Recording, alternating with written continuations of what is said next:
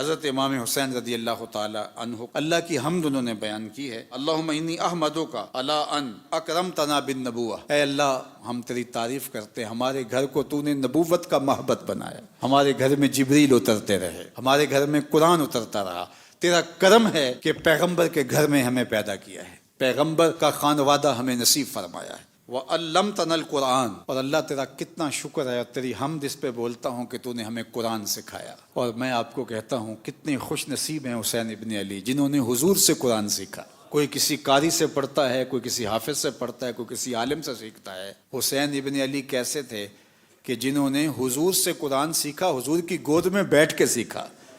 ہم چٹائی میں بیٹھ کے پھٹی کے اس طرف ہوتے ہیں، استاد اس طرف ہوتا ہے، لیکن حسین تیرے مقدر پہ قربان، تو نے قرآن سیکھا بھی، حضور کی زبان سے چوسا بھی۔ کیا تو نے فیض لیا حضور کی زبان نور سے، اللہ اکبر۔ تو فرمایا کہ اور ہمیں دین میں فقاہت عطا فرمائی۔ دین کی فقاہت بہت بڑا نور ہے۔ سرسری طور پہ دین کا نام لینا اور دین کو جاننے کا دعویٰ کرنا اور ہے، دین کی بصیرت نصیب ہو جانا، دین کی فقاہت نصیب ہو جانا، یہ بہت بڑی دولت ہے، اور اللہ جس کی بھلائی کا ارادہ کرتا ہے اس کو دین کی فقاہت عطا کر دیتا ہے، سمجھ عطا کر دیتا ہے۔ جب دین کی فقاہت نصیب ہو جائے تو وہ دین نافع بن جاتا ہے، وہ باطن کی ستھرائی کا، عفت کا، پاک دامنی کا ذریعہ بنتا ہے، وہ دین اللہ کی قربت کا سبب بن جاتا ہے۔ ورنہ کثرت روایات کا حفظ کر لینا اور بہت ساری عبارات کا یاد کر لینا اور بہت سارے مسائل کا یاد کر لینا، یہ تو ماضی کے اندر ہم تاریخ دیکھتے ہیں کیسے کیسے لوگ ہوئے اور ان کی ذہانتیں کس معیار پہ تھیں، لیکن گمراہیوں کے گڑھوں میں جا گرے۔ اس لیے اللہ سے فقاہت فی الدین طلب کرو، اللہ دین کی فقاہت نصیب فرمائے، دین کا حقیقی نور نصیب فرمائے۔ پھر فرمایا وَجَعَلْتَ لَنَا أَسْمَاعًا وَأَبْصَارًا وَأَفْئِدَةً، اور اللہ نے ہمیں سماعتیں بھی دی، بصارتیں بھی دی، اور ہمیں دل بھی عطا فرمائے۔ آپ کہیں دل تو سب کو دیے ہیں، سماعتیں تو سب کو دی گئی ہیں، بصارتیں تو سب کو دی گئی ہیں، لیکن وہ صرف بصارتیں دی گئی ہیں، ان کے ساتھ بصیرتیں نہیں ہیں۔ دل دیے گئے ہیں، لیکن وہ دل جو محبوب کی محبت کی آماجگاہ ہو، اور وہ دل جو نور سے معمور ہو، وہ دل جو عرش اللہ ہو، وہ سب کا دل نہیں ہوتا۔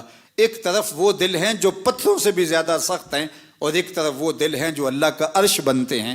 تو کہا کہ اللہ جل شانہ نے ہمیں دل بھی دیے ہیں، ہمیں سماعتیں بھی دی ہیں، ہمیں بصارتیں بھی عطا کی ہیں۔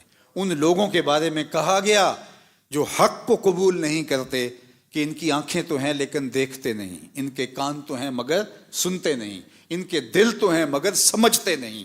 اور پھر فرمایا صم بکم عمی فہم لا یرجعون، یہ گونگے بھی ہیں، یہ بہرے بھی ہیں، اور یہ پلٹ کے کبھی بھی نہیں آتے، یہ اندھے بھی ہیں۔ تو وہ ہیں آنکھیں رکھنے کے باوجود نابینا ہیں۔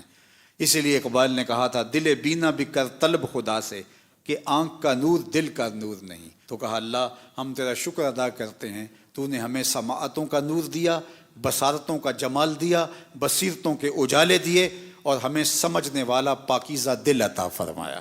اللہ اکبر۔ اور پھر فرمایا وَلَمْ تَجْعَلْنَا مِنَ الْمُشْرِكِينَ، اور تو ہم کو مشرکین سے نہیں بنایا بلکہ اہل ایمان کے زمرے میں ہمیں رکھا ہے۔ تو اللہ کا شکر اس بات پہ بجا لاتے ہوئے اللہ کے حضور عرض گزار ہوتے ہیں، دعا کیجئے کہ سینے میں رکھا ہوا یہ دل دل ہی رہے، یہ پتھر نہ بن جائے، آنکھیں صرف دیکھنے والی نہ ہوں بلکہ آنکھیں معرفت کا نور اور بصیرت کا اجالا پانے والی ہوں۔ اللہ ہمیں سمع و بصر کا